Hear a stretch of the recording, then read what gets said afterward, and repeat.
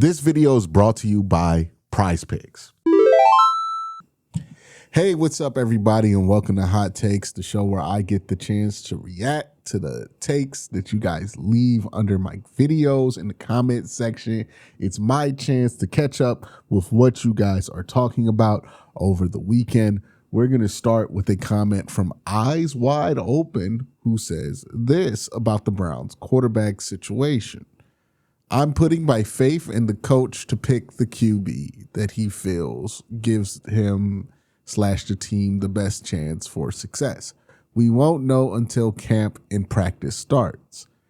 I kind of don't like takes like this because what we are basically acting like is that none of the people involved have a track record. Right? Like that does not matter. The fact that Deshaun Watson, the last time that we saw him, was playing at a level that was basically unplayable for an NFL quarterback. 46 out of 47 starting quarterbacks in success rate. And you can blame that on Kevin Stefanski. And sure, Kevin's part of that. But Kevin ain't the whole reason why Deshaun looked like how he did in 2024. And it would be illogical to assume that Deshaun Watson looked that bad solely because of Kevin's offense. That's not how that works, right? Kevin's not affecting his ability to read basic concepts, right? Mesh, dagger, stick. This is just basic stuff that he wasn't doing at a proficient level the last time he was out there. So kind of reject this idea that it's like, oh, well, you can't look into any of that, right? Shedeur Sanders has a body of work that we can look into. Dillon Gabriel has a body of work that we can look into.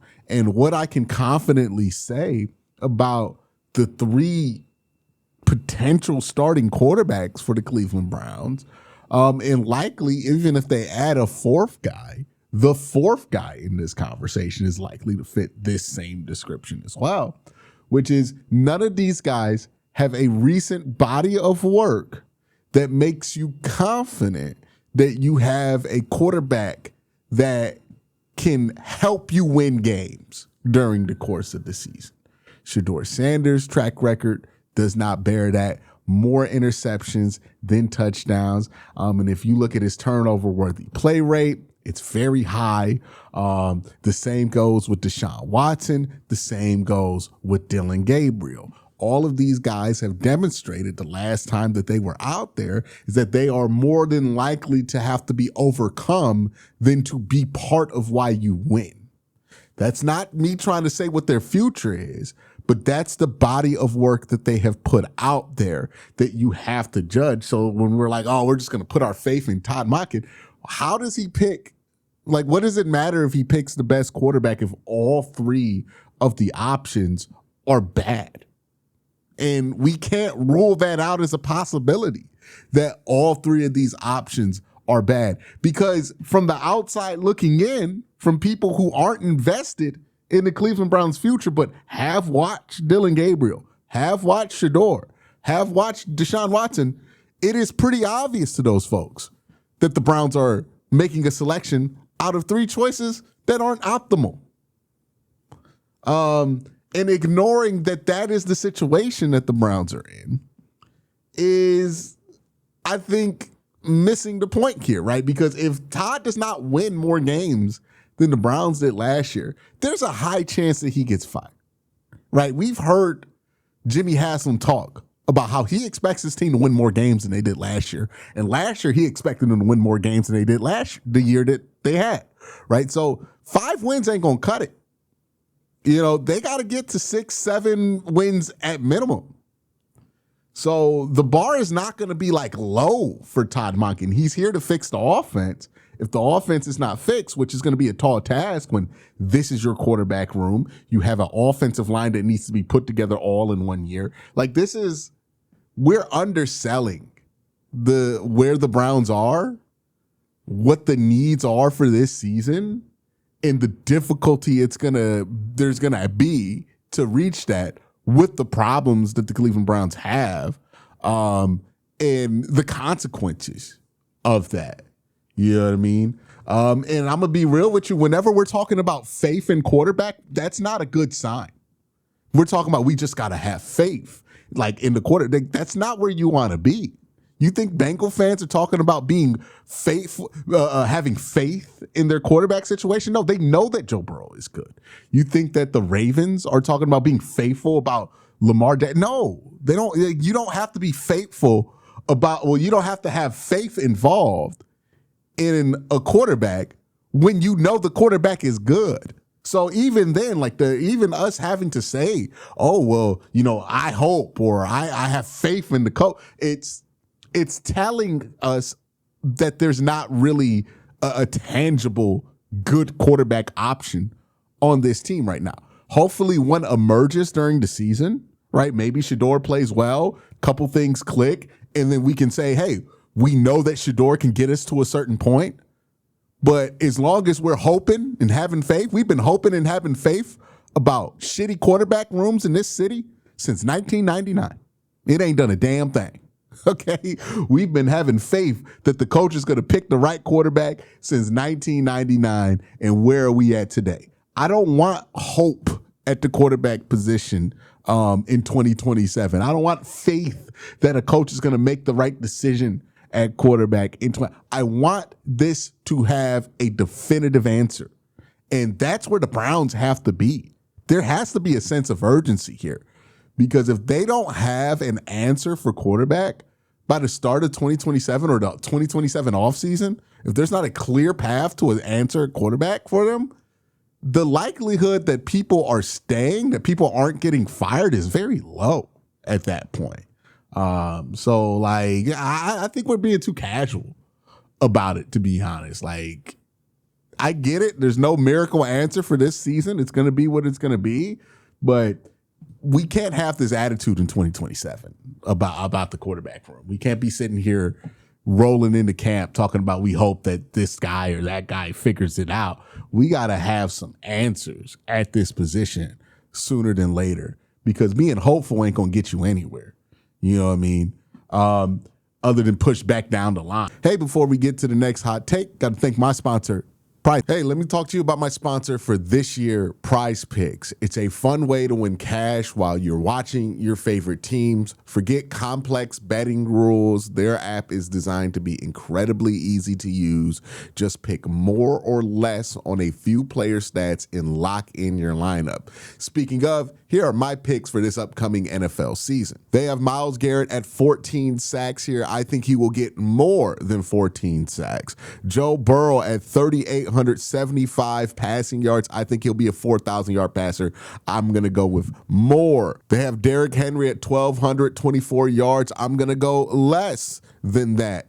Check to see if PrizePicks is available in your state. You can follow me on the app at KWEN_C to see all of my lineups. Download the PrizePicks app today. Play $5 and get $50 in lineups when you download the app using the link in the description. Change says this. He had it from me. As much as I hear people downplaying defensive tackle, he's talking about Mason Graham.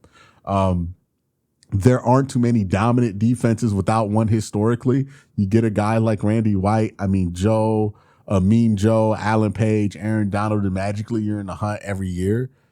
I think defensive tackles are extremely undervalued, right? And the opinion varies on how important you think a defensive tackle is. I think the mistake a lot of people make is they kind of lump all defensive tackles together. It's not difficult to find some defensive tackles that can be impactful for about 200 to 400 snaps, but somebody who could be impactful for about 700, 800, 900 snaps, those guys are extremely rare. And those are usually your linchpins on defense. So, yeah, I get the concern when people hear defensive tackle and wonder, like, hey, what does that require? Because it's not a statistic-heavy position. But guys who could be out there 800-plus snaps, their impact to the game is like, it's hard to measure because it's so present when you watch it on tape. Mr. QT says, is Hall ever going to produce?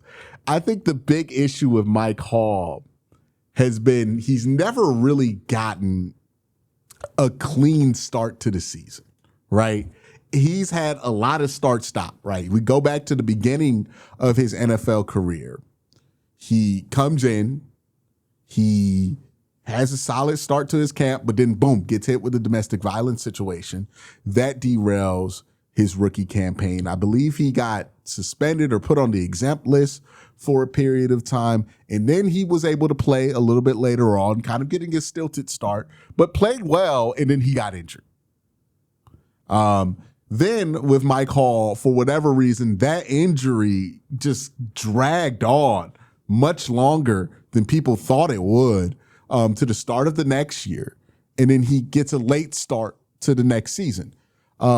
He's missed a couple of off seasons at a position defensive tackle where off seasons are critical, because the biggest transition for a defensive tackle is being able to just physically get stronger. Mike Hall was drafted at 20 years old. He was an extremely young draft pick. So he was already behind the 8 ball when it came to strength, just naturally because of his age. And he's missed an off season where he would be able to get that strength gaining, right? Because he had the knee injury.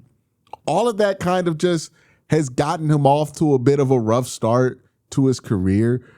I think what you really need to see from Mike Hall is just for him to just get his feet on the ground and just be able to have a normal offseason, program, a normal training camp. And I wonder what that will do to his game, because I think that could be huge for Mike Hall, right? That being able to just get everything on a solid basis, because I think that's been his biggest problem. It's been so start and stop because of injury. But if he can just stop that cycle, stay healthy this offseason, I think you'll see much more consistent results during the season, because what we have seen from him is flashes of brilliance when he's out there.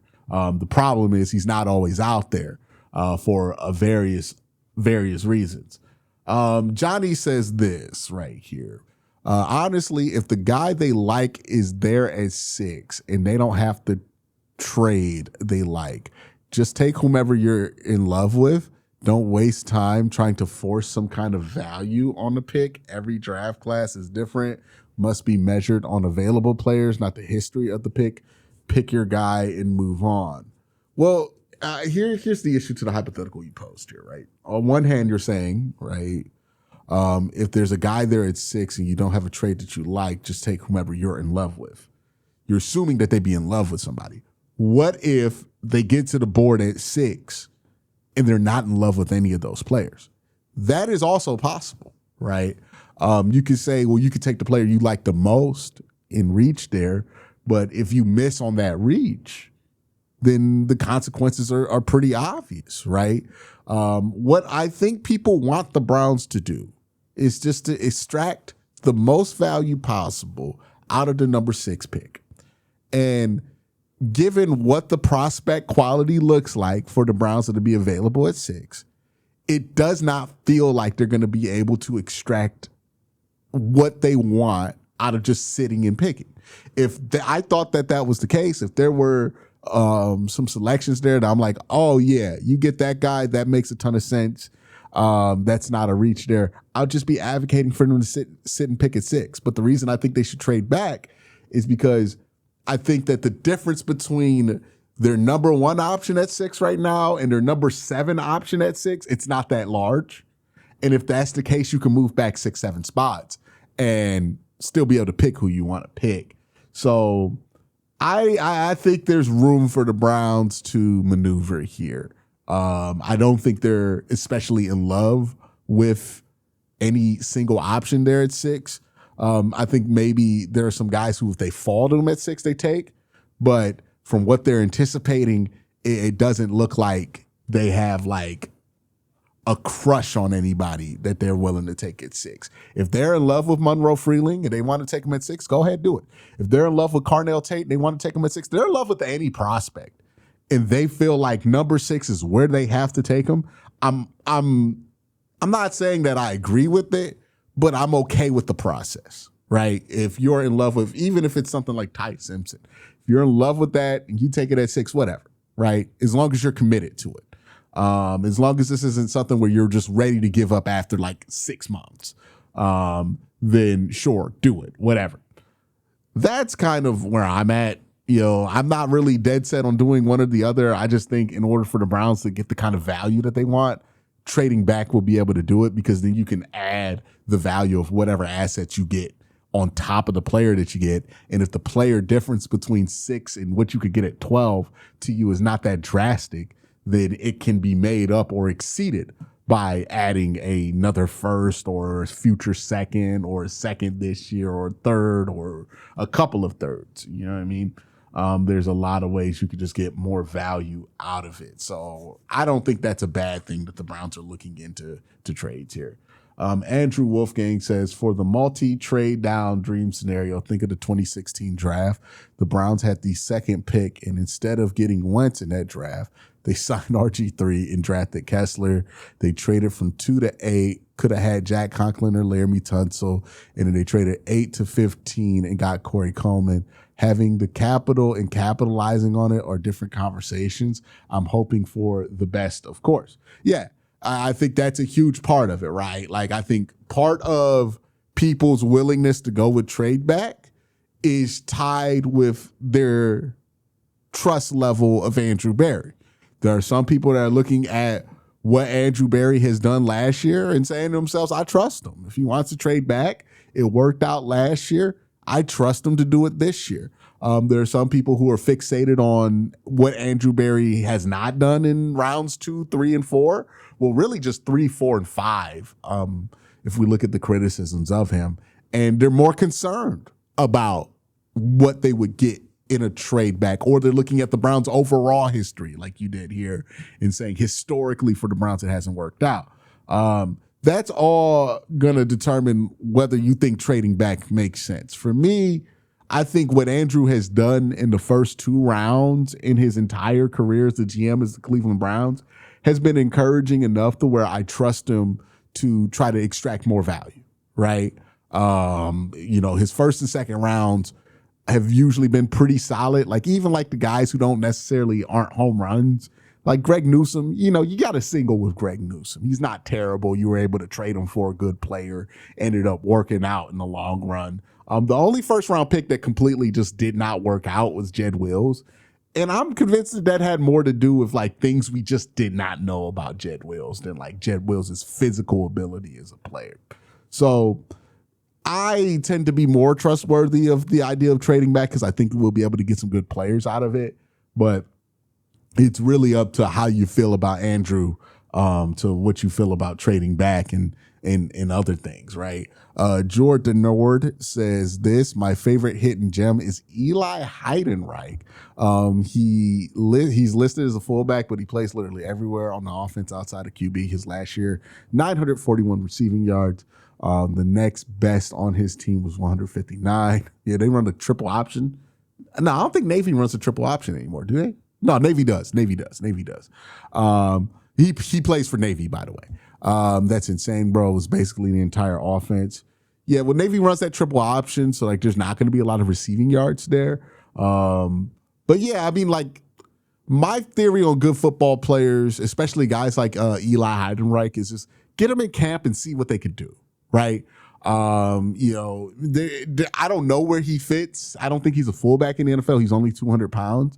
But just get him in camp and see, put him on return team, put him on kickoff defense. Just let him play some football and see if he could be helpful to you somewhere on the field, because there's always a use for people who are just straight up good at football. When I say good at football, I mean just put the ball in his hands, see what happens, or get him near the ball and see what happens if they're a defensive player. So yeah, I mean, I wouldn't be opposed to that at all. But I want to thank everybody for watching. Y'all have a great day. Have an even better night. Peace.